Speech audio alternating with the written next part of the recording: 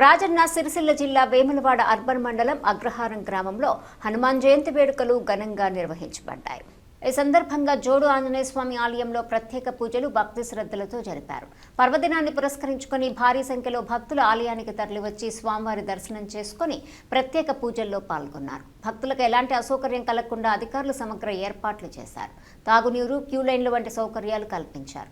ఈ సందర్భంగా ఆలయ అర్చకులు హనుమాన్ జయంతి విశిష్టతను వివరించి పూజా కార్యక్రమాల ప్రాముఖ్యతను భక్తులకు తెలియజేశారు।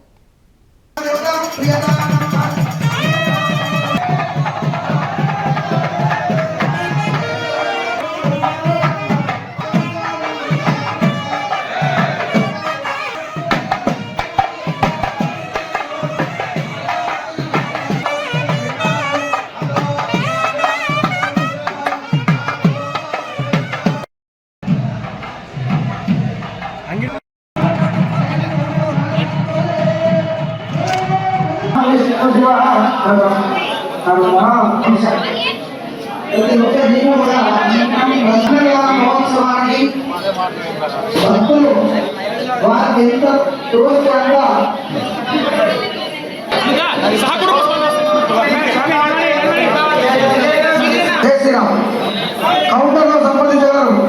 అన్నదానం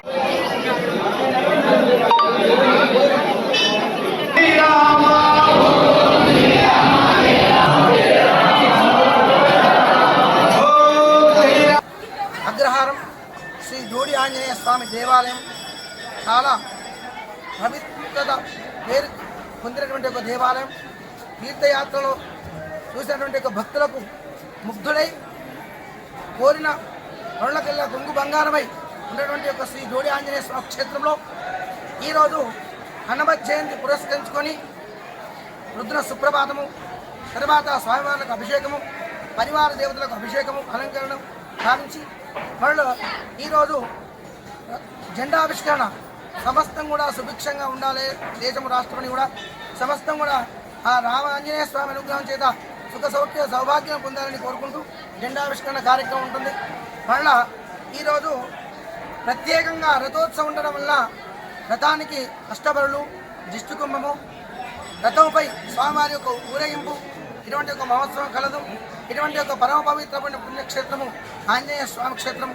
ఈ హనుమాన్ ఆంజనేయ స్వామి క్షేత్రంలో హనుమాన్ యొక్క దీక్ష ఎవరైతే 41 రోజులు పరిష్టంగా ఉండి ఇక్కడ వారి వారి కోరికల చేత తపస్సుగా ఉండి స్వామివారిని ఆరాధిస్తారో వాళ్ళందరికీ కూడా స్వామివారు ఎల్లకాలం కూడా కోరుకున్న ఫలాన్ని పొందజేస్తాడు।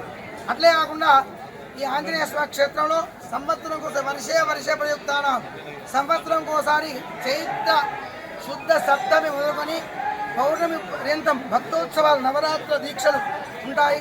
ఇందులోనే కళ్యాణోత్సవం ఉంటుంది। ఈరోజు పౌర్ణమి పురస్కరించుకొని రథోత్సవం కలదు కాబట్టి ఇటు మహోత్తరమైన విశేష కార్యక్రమంలో అధిక సంఖ్యలో భక్తులు పాల్గొని భగవంతుని కృపకు పాత్రలను కోరుకుంటూ జై హనుమాన్। జై శ్రీరామ్, జై హనుమాన్।